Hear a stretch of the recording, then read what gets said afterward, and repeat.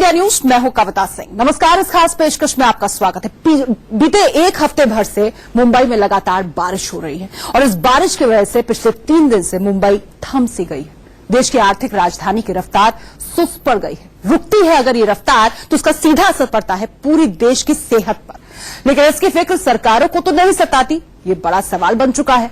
हर साल बारिश आती है और मुंबई का हर साल कुछ यूं ही दम निकलता है। जिम्मेदार कौन लोग हैं जिनकी वजह से मुंबई हर बार हार जाती है? आज सवाल यही है, और ये सवाल इसलिए है क्योंकि बाढ़ जापान में भी आई है और जबरदस्त आई है, लेकिन जापान का टोक्यो शहर उसी रफ्तार से दौड़ रहा है। सवाल ये कि मुंबई थोड़ी सी बारिश में हार क्यों जाती है और जबरदस्त बाढ़ में भी जापान जीत रहा है? सोचा है कभी ऐसा क्यों हो रहा है?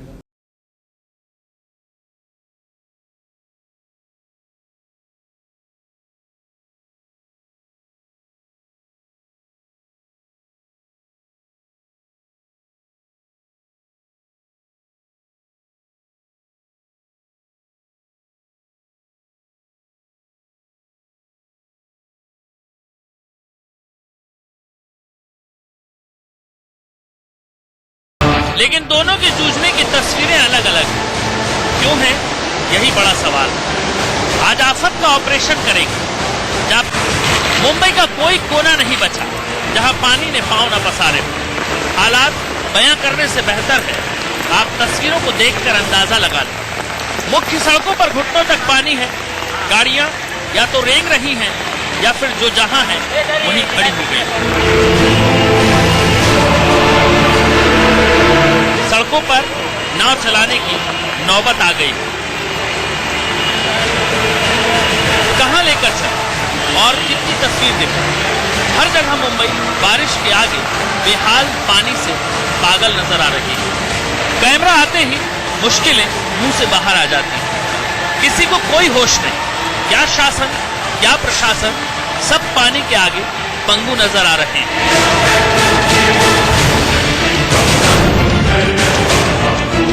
यहाँ पे वही परिस्थिति है कि म्युनिसिपैलिटी का ऑपरेशन का काम का एकदम ठप है। साफ सफाई होती ही नहीं है।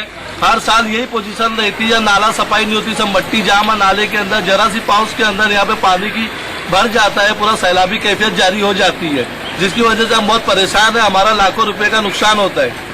महानगर पालिका मीठी नदी के सफाई का काम जो है सालों से कर रही है, लेकिन मीठी नदी जितना साफ होना चाहिए तो वो साफ नहीं हो पाई। रही दूसरी बात कि मुंबई के जो गटर सिस्टम है अभी भी ब्रिटिश गवर्नमेंट की तर्ज पे ही काम कर रहा है। यहाँ पे जो नई तरह का जो इंफ्रास्ट्रक्चर डेवलपमेंट करना चाहिए था कारपोरेशन को, खासतौर से मुंबई म्युनिसिपल कारपोरेशन को, उन्होंने वो काम नहीं किया। सीधे सीधे मुंबई महानगर पालिका ही इस चीज के लिए जिम्मेदार है। बातें बड़ी बड़ी, लेकिन बारिश आते ही बोलती बंद हो जाती है मुंबई के नेताओं की। अभी रास्ते में खड्डे हैं, रास्ते में पानी है कि खड्डों में रास्ता है और खड्डों में पानी है, ये अभी अगर प्रशासन समझाए तो मुझे लगता है ज्यादा बेहतर होगा। आप ही देख रहे हो कि ये पूरा वेस्टर्न एक्सप्रेस हाईवे जो है ये पानी और खड्डों से भरा हुआ है। अगर कुछ अनुचित प्रकार घटने का अगर इंतजार ये प्रशासन कर रहा है, ये पीडब्ल्यूडी, यहाँ के मेयर, यहाँ के एमएलए, यहाँ के जो सत्ताधारी अगर उसकी इंतजार में है, तो महाराष्ट्र नवनिर्माण सेना आपके द्वारा ये मैं उन्हें कहना चाहता हूँ कि जितने अधिकारी है जो इसके लिए जिम्मेदार है, इन खड्डों के लिए, ये यहाँ पे भरने वाले पानी के लिए, जो करोड़ों का जो हमारा टैक्स जो यूज हो रहा है रास्ते बनाने के लिए, जो रोड टैक्स के द्वारा लिया जा रहा है, जो बीएमसी हमसे बीएमसी टैक्स ले रही है और फिर भी हमें सुविधा नहीं दे रही है, जहां खड्डे हुए पानी भरे, उन खड्डे और पानी में उन अधिकारियों को हम खड़ा करेंगे, उन्हें उस पानी में डुबाया जाएगा। जापान चली।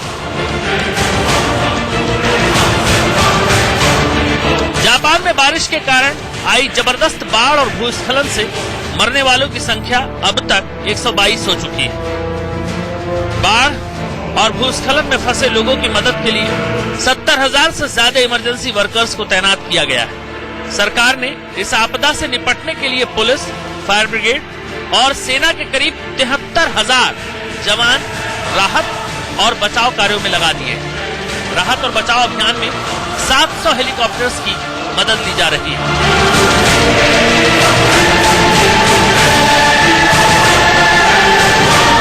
पश्चिमी और दक्षिणी पश्चिमी जापान के 8 प्रांत बुरी तरह प्रभावित है, जहां से सबसे ज्यादा लोगों के मरने की खबर है।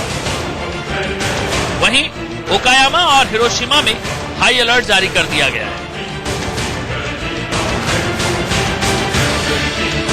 मुंबई के आंकड़े क्या कहते हैं? मुंबई में 144.47 मिलीमीटर बारिश दर्ज की गई है। इस वजह से मुंबई की लाइफलाइन कही जाने वाली पश्चिमी रेलवे देरी से चल रही है। नाला सोपाड़ा में रेलवे ट्रैक पूरी तरह पानी में डूब गया।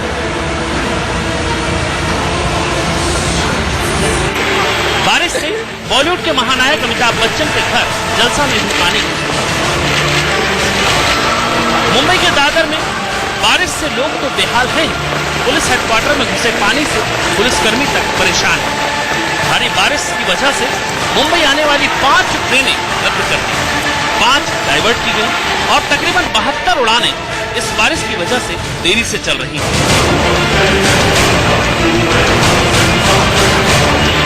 जापान और मुंबई दोनों पानी से परेशान हैं, लेकिन तैयारी देखिए मुंबई की और जापान की, जमीन और आसमान का अंतर है। अगर जापान जैसी बारिश और बाढ़ मुंबई में हो जाती तो यकीन मानिए मरने वालों का आंकड़ा लाखों तक पहुंच जाता।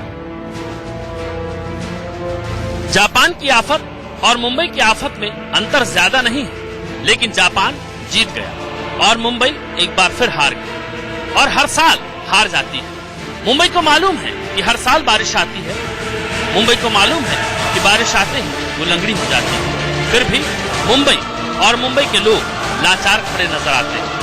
बारिश और बारिश की वजह से बेहाल मुंबई कितनी बदनाम हो चुकी है, उसका मिसाल है ये वायरल वीडियो। सोनू तुझे आरजे पे भरोसा नहीं क्या? नहीं क्या? सड़कें ये तेरी सारी ब्रोक ब्रोक, गलियों की नालियां भी चौक चौक, आरजे को बोलने से मत रोक।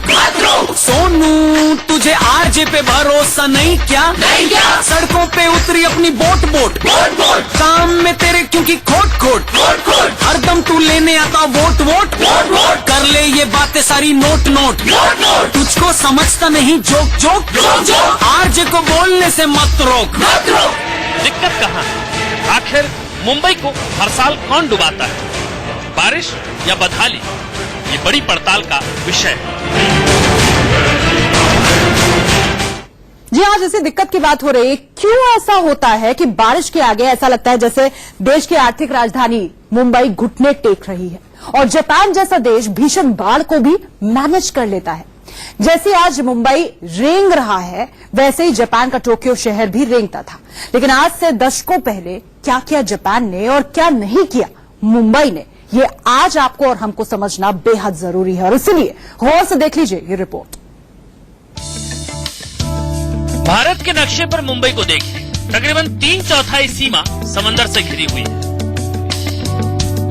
अब जरा जापान को नक्शे पर देखिए, पूरा देश समंदर के बीच में है, लेकिन इस देश ने ड्रेनेज सिस्टम को कितना चुस्त और दुरुस्त रखा है उसकी तस्वीर देखिए।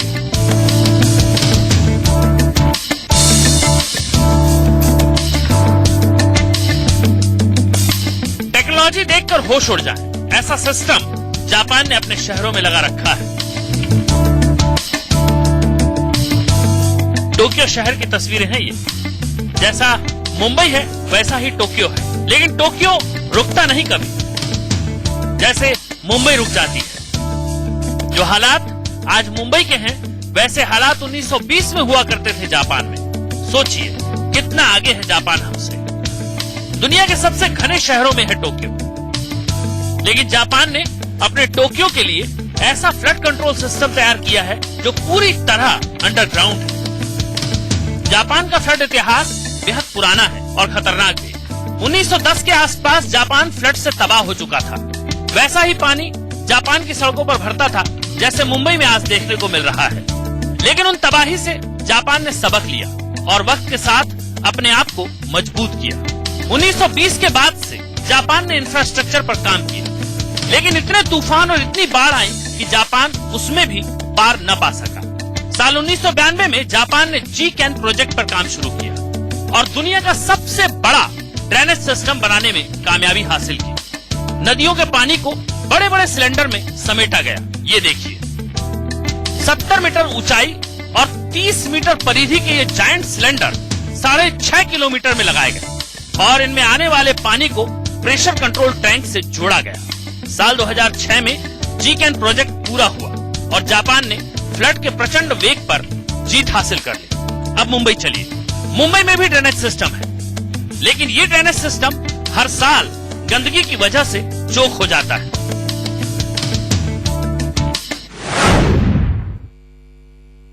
यहाँ पे कई सारे नाले हैं, जैसा कि आपने देखा कि नालों में बहुत प्लास्टिक और सॉलिड वेस्ट, बहुत कचरे सब नाले में भरे हुए होते हैं, जिसके कारण नाले का पानी ठीक से नहीं निकलता है। और यही कारण है कि जब पानी ठीक से नहीं निकलता है तो वाटर लॉगिंग हो जाती है। मुंबई में जापान जैसा सिस्टम नहीं है, कमजोर है, लेकिन काम चलाया जा सकता है, बशर्ते इस पूरे सिस्टम को साफ सुथरा रखने के लिए जिम्मेदार लोग सही तरीके से काम करें। सोनू तुझे आरजे पे भरोसा नहीं क्या? सड़कें ये तेरी सारी ब्रोक गलियों की नालियां भी चौक आरजे को बोलने से मत रोक। सोनू तुझे आरजे पे भरोसा नहीं क्या? सड़कों पे उतरी अपनी बोट काम में तेरे क्योंकि खोट हरदम तू लेने आता वोट कर ले ये बातें सारी नोट तुझको समझता नहीं जोक आरजे को बोलने से मत रोक। बारिश और बारिश की वजह से बेहाल मुंबई टोक्यो बन सकती है। टोक्यो जैसा सिस्टम मुंबई में भी लग सकता है। आप कहेंगे फंड, तो फंड की भी कमी नहीं। फंड की कमी नहीं है, मैं इस बात को बिल्कुल मानने को तैयार नहीं हूं कि हमें ज्यादा फंडिंग की जरूरत है। फंड्स हमारे पास बहुत है, बहुत फंड दिए जाते हैं स्टेट्स को। मेरा डायरेक्ट स्टेट्स को ये कहना है कि हमारे जो डिजास्टर मैनेजमेंट में फंड्स आते हैं वो बहुत हद तक मिसयूज किए जाते हैं। मैंने आरटीआई डाली है स्टेट्स में और मैंने फंड्स का ब्यौरा मांगा है। स्टेट्स ब्यौरा देने को तैयार नहीं है, ये बताने को तैयार नहीं है कि उनके पास कितने फंड्स आए और किस तरह से फंड्स यूज हुए हैं। अभी नहीं है तो बड़ा सवाल यही उठता है कि क्या इच्छा शक्ति की कमी है? क्यों बीएमसी हर साल दावे तो करती है कि इस बार मुंबई नहीं डूबेगी, लेकिन 3-4 दिनों की बरसात ही काफी है बीएमसी के तमाम दावों की पोल खोलकर रख देने के लिए। तस्वीरें हम आपको दिखा रहे हैं, इस बात की तस्दीक कर रही है कि ऐसा लग रहा है बीएमसी और बरसात दोनों ने मिलकर मुंबई को समंदर में तब्दील कर दिया है और ऐसा लग रहा है जैसे शंघाई सपना भी इसी समंदर में कहीं ना कहीं खोता समाता नजर आ रहा है। कि देश की आर्थिक राजधानी मुंबई का हाल है।